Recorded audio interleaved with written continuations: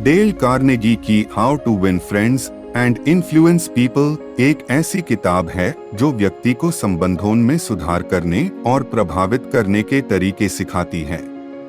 Carnegie ने इसमें व्यक्ति के सहयोगी बनाने, सुनने और समझने की महत्वपूर्ण भूमिका पर विचार किया है।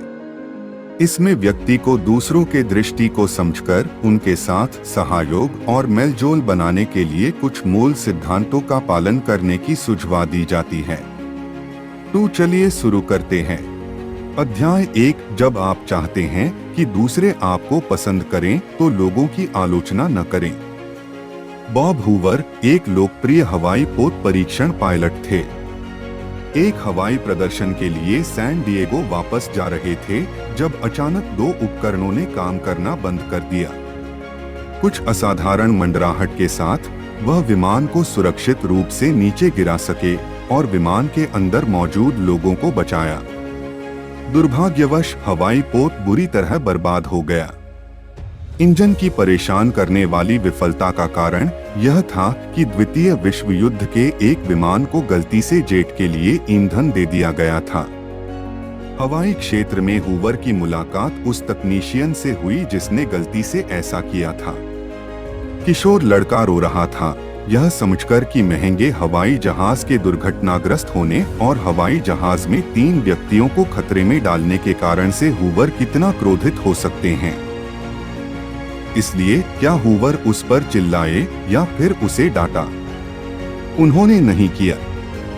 वास्तव में उन्होंने उल्लेख किया कि अपने पाठ को समझने वाले तकनीशियन पर अपना भरोसा दिखाने के लिए हूवर अगले दिन अपने हवाई पोत की सेवा के लिए सटीक तकनीशियन को प्राथमिकता देंगे।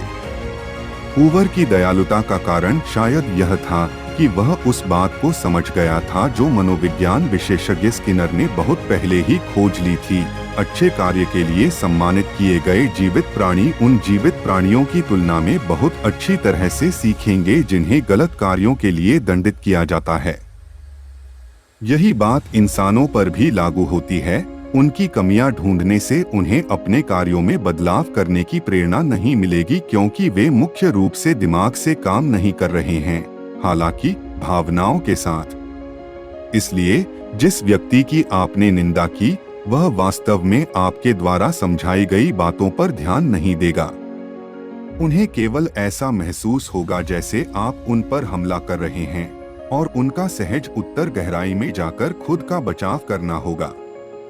हालांकि आलोचना करने से आपको अपने अंदर जो है उसे बाहर निकालने की अनुमति मिल सकती है, लेकिन जब आप लंबी अवधि के बारे में सोचते हैं तो यह केवल अन्य लोगों को आपके प्रति अधिक नापसंद करता है। बहुत से सफल लोगों को वास्तव में एहसास हुआ कि सार्वजनिक रूप से कभी भी दूसरों की आलोचना न करना उनकी दिनचर्या बन गई है। उदाहरण के लिए बेंजामिन फ्रैंकलिन ने जोर देकर कहा कि उनकी उपलब्धि की कुंजी किसी के लिए बुरा नहीं बोलना था। अब्राहम लिंकन ने भी इसे समझ लिया। वह सार्वजनिक रूप से अपने प्रतिद्वंद्वियों की आलोचना कर रहा था जब तक कि एक दिन उसकी निंदा ने एक व्यक्ति को वास्तव में नाराज नहीं कर दिया कि वह कृपाण के साथ द्वंद्वयुद्ध चाहता था। इसे अंतिम क्षण में रद्द कर दिया गया और उसके बाद से उन्होंने सार्वजनिक रूप से दूसरों की आलोचना करना बंद कर दिया।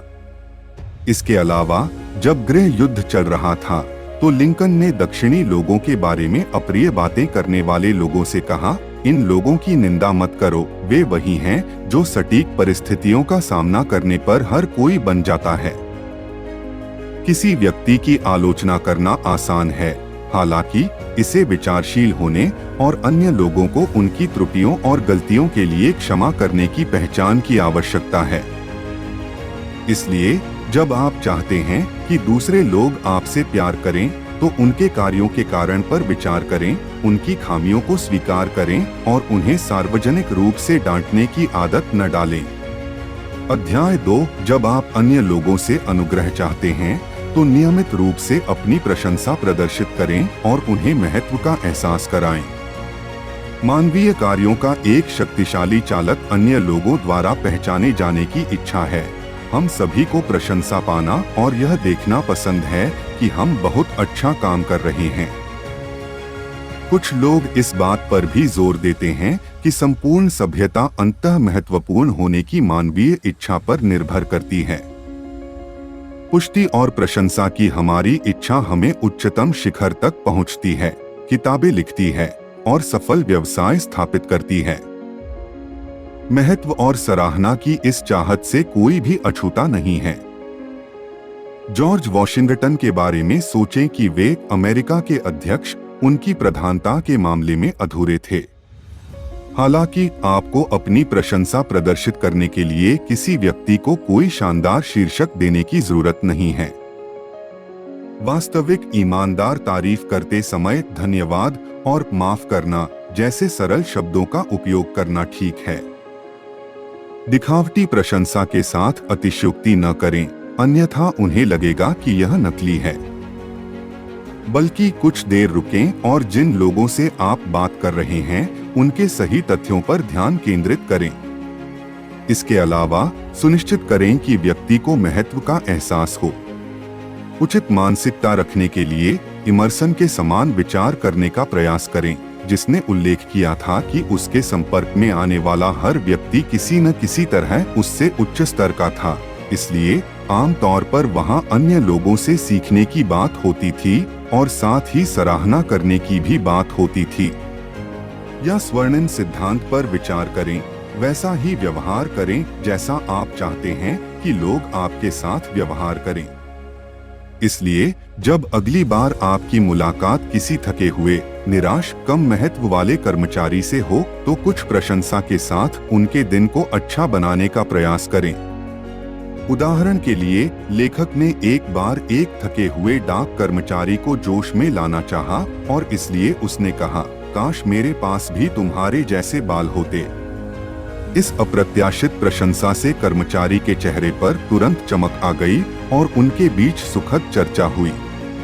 अपने पीछे इसी तरह की प्रशंसा के छोटे छोटे निशान छोड़े और आप यह जानकर आश्चर्यचकित रह जाएंगे कि जब दूसरों की प्रशंसा की इच्छा पूरी होती है तो वे कितना अच्छा व्यवहार करते हैं। आप तुरंत एक ऐसे व्यक्ति बन जाएंगे जिसे लोग पसंद करेंगे और जिसके साथ काम करना पसंद करेंगे।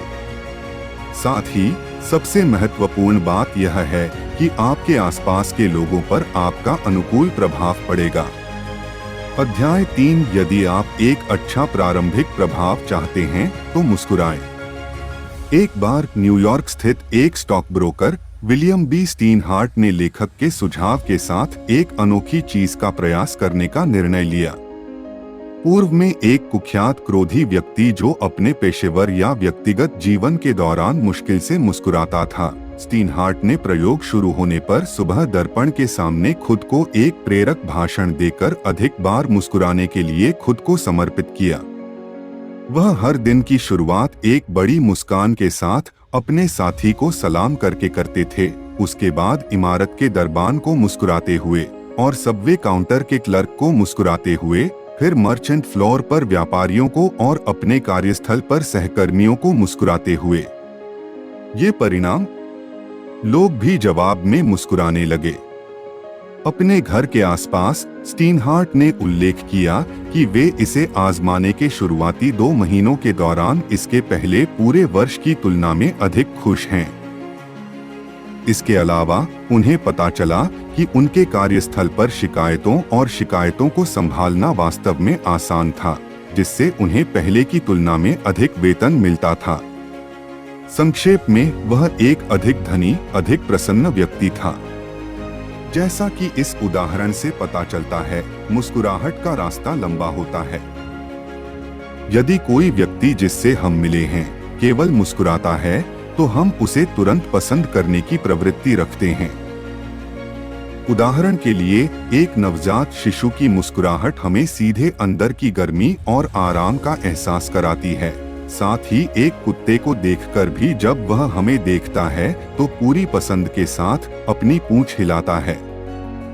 इसलिए यदि आप चाहते हैं कि कोई व्यक्ति आपको तुरंत पसंद आ जाए तो अपनी मुस्कान से उन्हें बताएं कि आप उन्हें देखकर प्रसन्न हैं। जब वे देखते हैं कि आप उन्हें देखकर खुश हैं तो वे भी खुश होने से बच नहीं सकते। साथ ही जैसे कि यह अपने आप में कोई बहुत बड़ा लाभ नहीं था। मनोवैज्ञानिकों ने भी मुस्कुराने की एक अनुकूल जटिलता की खोज की है। मुस्कुराना ऐसा लगता है जैसे सकारात्मक भावनाओं और मुस्कुराहट के बीच का संबंध एक तरफा चीज नहीं है। जानबूझकर मुस्कुराने से सकारात्मक भावनाएं उत्पन्न हो सकती हैं, ठीक वैसे ही जैसे सकारात्मक भावनाएं मुस्कुराहट के लिए मार्गदर्शन कर सकती हैं।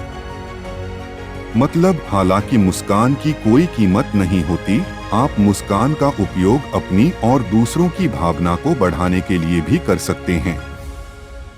जीत जीत। यदि आप अधिक मुस्कुराने की इच्छा रखते हैं, हालांकि आपको इसका एहसास नहीं है, तो अपने आप को मजबूर करने का प्रयास करें। गाना गुनगुनाना, गाना या सीटी बजाना। ऐसा व्यवहार करें जैसे आप पहले से ही खुश हैं और आप तुरंत खुद को खुश होते हुए देखेंगे।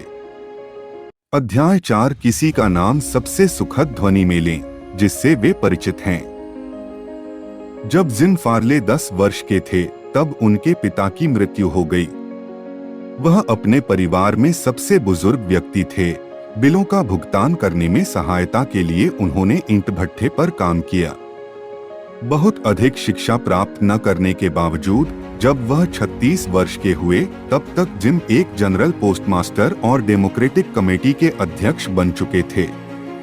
इसलिए वह चीज जो उपलब्धि की कुंजी थी। फार्ले को बहुत पहले ही समझ आ गया था कि पूरी दुनिया में किसी भी अन्य नाम की तुलना में व्यक्ति अपने नाम के प्रति अधिक ध्यान देते हैं। किसी के नाम को याद रखना और उसका उपयोग करना उन्हें प्रभावित करने का एक नाजुक लेकिन मजबूत तरीका रहा है, और यह एक ऐसी चीज थी जिसमें फार्ले बेहद कुशल थे। जिस समय लेखक ने सवाल किया कि क्या यह सही है कि वह 10,000 व्यक्तियों के प्रारंभिक नामों को याद करने में सक्षम था, फार्ले ने उसे सही बताया और कहा कि वह 50,000 व्यक्तियों का उनके प्रारंभिक नामों से उल्लेख करने में सक्षम था। इसी तरह रूजवेल्ट अपने सभी कर्मियों के बीच प्रसिद्ध थे, क्योंकि उन्होंने उनमें से प्रत्येक को उनके प्रारंभिक नामों से अभिवादन करने की दिनचर्या बना दी थी। साथ ही उसने जानबूझकर उन लोगों पर ध्यान देने के लिए समय दिया और उनके द्वारा बताई गई बातों को याद करने का प्रयास किया ताकि वह बाद में उस पर वापस जा सके। ऐसा करके उसने दूसरों की सराहना की और बदले में उसे बहुत कुछ मिला। इसलिए किसी व्यक्ति का पक्ष लेने के लिए सुनिश्चित करें कि आप उनके प्रारंभिक नाम याद रखें और हर समय चर्चा में इसका उपयोग करें। बार बार। कैसे? फ्रांसीसी सम्राट नेपोलियन III व्यर्थ था कि वह एक विधि थी जिसने उसे उन सभी लोगों के नाम याद रखने में सक्षम बनाया जिनसे वह मिला था। सुनिश्चित करें कि आपको शुरुआती चर्चा के समय ही नाम मिल जाएं और उन्हें इसे दोहराने के लिए कहें, या यदि आवश्यक हो तो इसका उच्चारण भी करें। जिस व्यक्ति से आप बात कर रहे हैं उससे इसे जोड़ने के लिए इसे कई बार उस व्यक्ति के सामने दोहराएं। अंत में जब आप अकेले हों तो अपनी याददाश्त बढ़ाने के लिए इसे कहीं लिख लें। साथ ही आपको किसी और का नाम याद करना भी नहीं छोड़ना पड़ेगा। लेखक ने उन लोगों की जन्मतिथि जानना अपनी दिनचर्या बना ली ताकि वह उन लोगों को बधाई देने के लिए कार्ड या टेलीग्राम भेज सके। आप सोच सकते हैं कि प्राप्तकर्ताओं को कितनी प्रशंसा महसूस हुई होगी, खासकर तब जब लेखक ही एकमात्र ऐसा व्यक्ति था जिसे याद किया गया था। अध्याय 5। जब आप आकर्षक बनना चाहते हैं तो आपको एक अच्छा श्रोता बनना होगा और अन्य लोगों में ईमानदारी से दिलचस्पी लेनी होगी। एक बार लेखक NYC में एक उत्सव के लिए गया जहां उसकी मुलाकात एक वनस्पति शास्त्री से हुई। लेखक का पहले कभी किसी वनस्पति शास्त्री से सामना नहीं हुआ था। विदेशी अंकुरों की व्याख्याओं और जांचों से मंत्रमुग्ध होकर लेखक ने घंटों तक उस वनस्पति शास्त्री पर ध्यान दिया। इसके बाद वनस्पति शास्त्री ने पार्टी देने वाले से कहा कि लेखक कितना आकर्षक वक्ता था। हालांकि सच्चाई यह थी कि लेखक ने शायद ही कुछ उल्लेख किया हो। वह केवल एक अच्छा उत्साहित श्रोता था। इसलिए जैसा कि है, आकर्षक होने की कुंजी मूल रूप से अन्य लोगों में रुचि रखना है। हम सभी अच्छे श्रोताओं को पसंद करते हैं, खासकर जब वे हमें अपने बारे में बात करने के लिए प्रेरित करते हैं। हालांकि इसका कारण क्या है? एनवाई टेलीफोन कॉरपोरेशन ने टेलीफोन चर्चाओं में सबसे अधिक उपयोग किए जाने वाले वाक्यांशों के बारे में शोध किया। क्या आप उस शब्द का अनुमान लगा सकते हैं जो नंबर 1 था? मैं।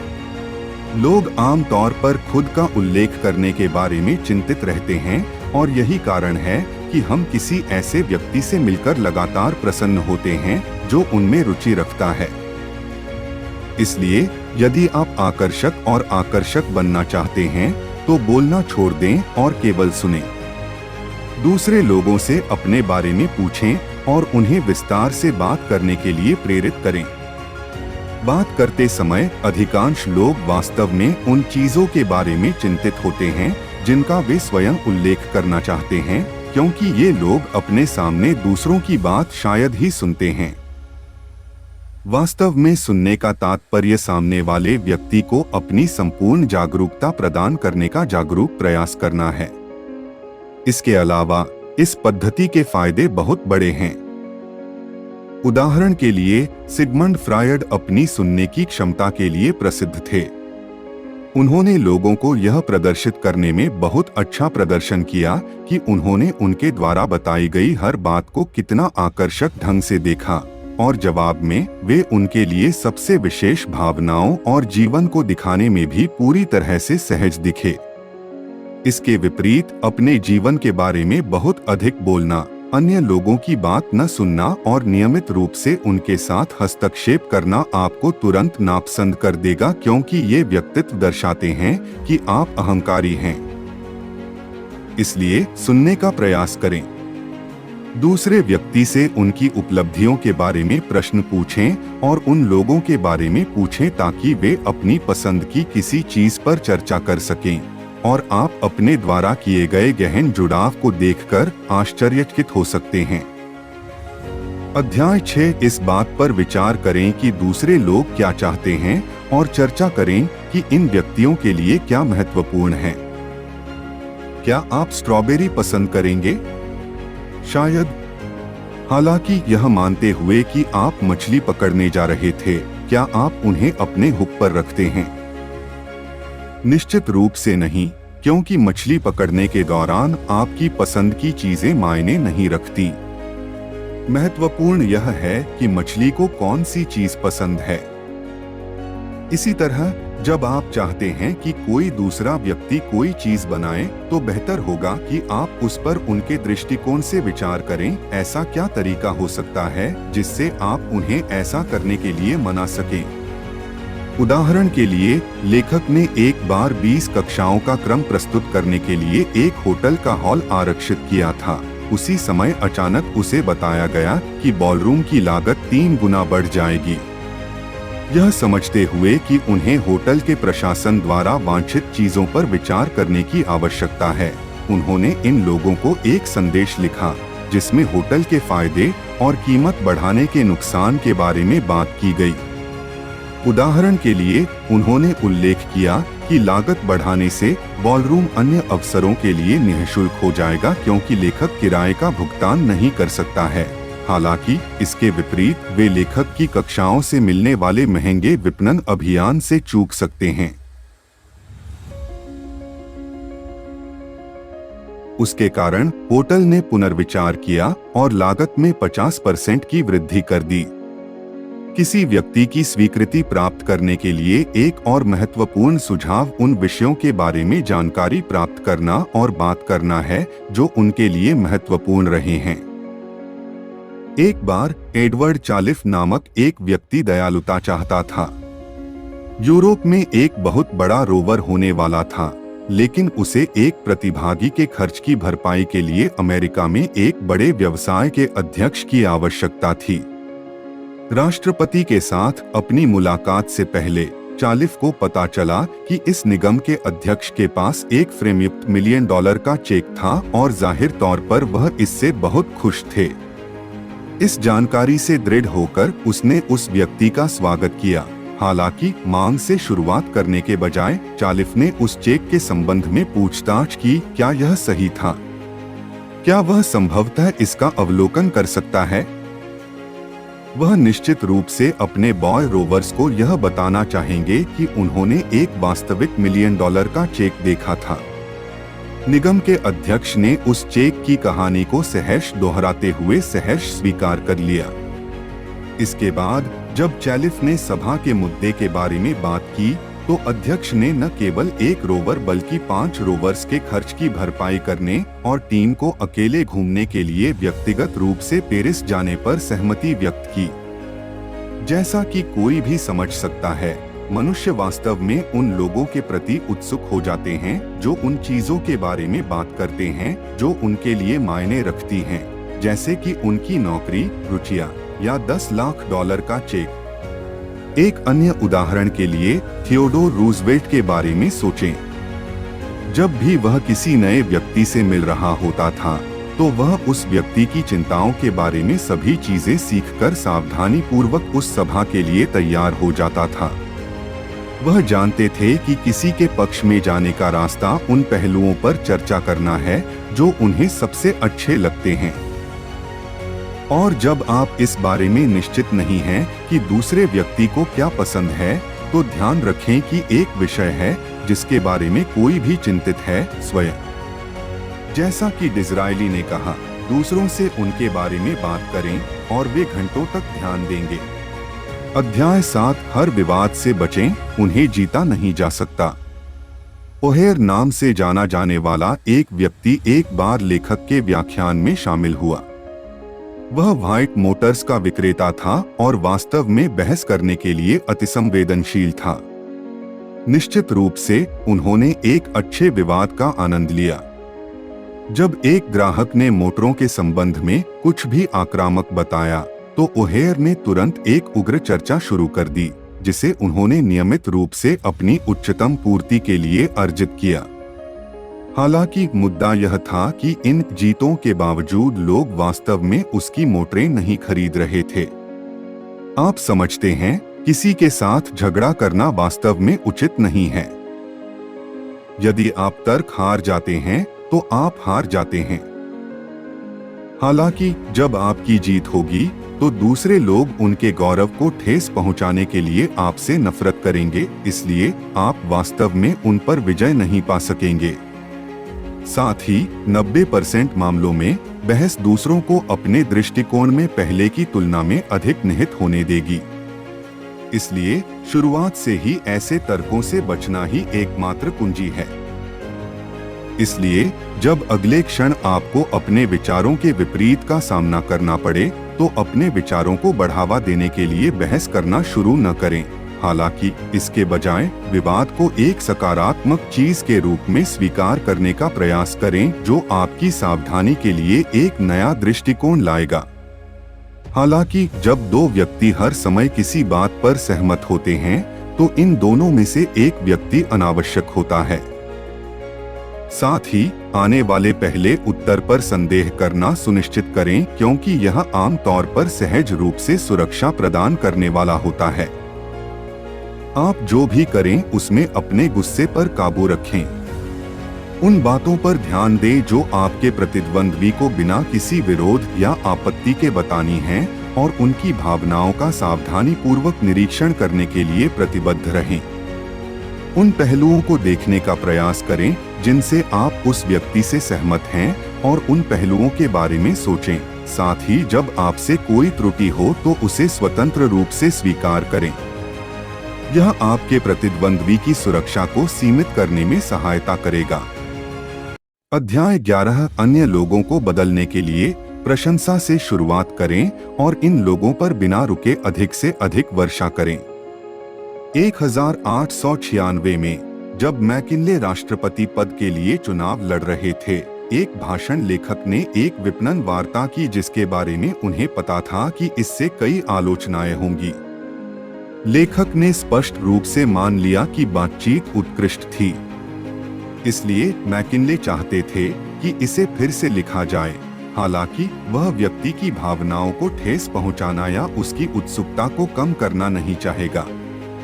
अस्वीकृति के साथ शुरुआत करने के बजाय मैकिनले ने सराहना करते हुए शुरुआत की, यह कहते हुए कि बातचीत शानदार थी और यह कई आयोजनों के लिए बहुत अच्छी हो सकती है। हालांकि इस निश्चित घटना के लिए एक अलग प्रकार की बातचीत की आवश्यकता थी। इस सौम्य शुरुआत का परिणाम यह हुआ कि वार्ताकार की उत्सुकता कम नहीं हुई। हालांकि वह फिर भी घर वापस आ गया और मैकिनले के विचारों के साथ फिर से भाषण लिखा।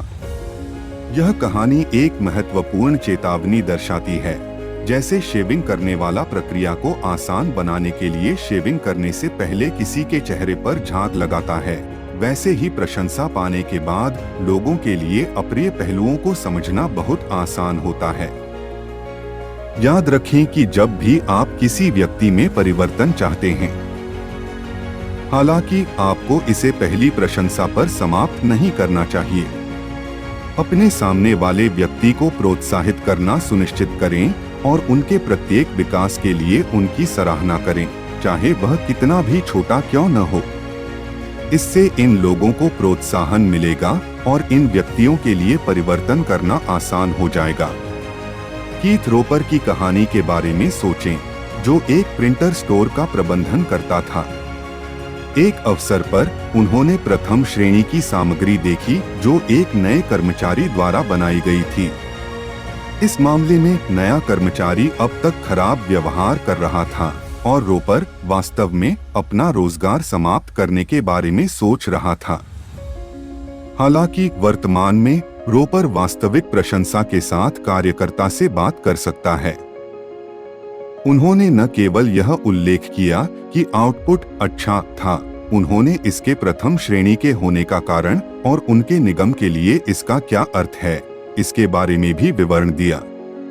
इस प्रकार के विवरण प्रशंसा को और अधिक वास्तविक बनाते हैं। ये परिणाम कर्मचारी का रवैया पूरी तरह से एक प्रतिबद्ध और भरोसेमंद कर्मचारी में बदल गया। इससे आप देख सकते हैं, आलोचना के तहत लोगों के कौशल कमजोर हो जाते हैं, हालांकि वे प्रोत्साहन के तहत पनपते हैं। इसलिए जब अगली बार आप किसी की आदतें बदलना चाहें, तो उसकी भरपूर सराहना करें। अध्याय 12 त्रुटियों के प्रति जागरूकता पैदा करते समय अप्रत्यक्ष रूप से ऐसा करें और शुरुआत में अपनी गलतियों के बारे में बात करें। एक दिन जब श्वाब एक स्टील मिल के साथ घूम रहा था, उसने कर्मचारियों के एक समूह को नो स्मोक मार्कर के ठीक नीचे धूम्रपान करते देखा। इस उल्लंघन के संबंध में इन कर्मचारियों को तुरंत चुनौती देने के बजाय उन्होंने सभी को एक सिगरेट दी और उनसे कहा कि अगर उनके पास बाहर सिगरेट है तो उन्हें पसंद है। चूंकि उन्होंने उनकी आलोचना करने के बजाय उनकी गलती को बहुत चतुराई से दिखाया, इसलिए इन कर्मचारियों को संभवतः श्वाब के लिए बड़ा सम्मान और प्यार महसूस हुआ। कोई महसूस कर सकता है, श्वाब ने समझा कि त्रुटियों के बारे में अप्रत्यक्ष रूप से जागरूकता पैदा करने से अन्य लोग वास्तव में अपनी आदतों को बदलने के लिए अधिक खुले होते हैं। ऐसा करने के लिए आपके शब्दों में छोटे से छोटा परिवर्तन भी ठीक हो सकता है। जब अगली बार आप प्रशंसा से शुरुआत करने के बारे में सोचते हैं, लेकिन बाद में हालांकि कहते हैं और आलोचना जारी रखते हैं, तो इस बात पर विचार करें कि आप और का उपयोग करके आलोचना को अधिक धीरे से कैसे तैयार कर सकते हैं। जैसे अपने बच्चे से यह कहने के बजाय तुम्हारे अंक अच्छे लग रहे हैं, हालांकि आपका बीजगणित ठीक नहीं किया जा सका, अपने बच्चे को यह बताने का प्रयास करें आपके अंक अच्छे लगते हैं, और जब आप बीजगणित पढ़ना जारी रखेंगे तो यह तुरंत पकड़ में आ जाएगा। उस गोल चक्कर विधि के अलावा जब आप अपनी गलतियों का उल्लेख करना शुरू करेंगे तो आप देखेंगे कि लोग अधिक खुले हैं। उदाहरण के लिए, जिस समय ज़ेर हुसैन को पता चला कि उसका बेटा डेविड, जो 15 साल का था, धूम्रपान कर रहा था, ज़ेर हुसैन ने लड़के को धूम्रपान छोड़ने के लिए नहीं कहा, बल्कि उन्होंने बताया कि कैसे उन्होंने पहले धूम्रपान करना शुरू किया था और वास्तव में निकोटीन पर निर्भर हो गए थे, जिसे वह परेशान करने वाली और लगातार खांसी के बावजूद नहीं छोड़ सके।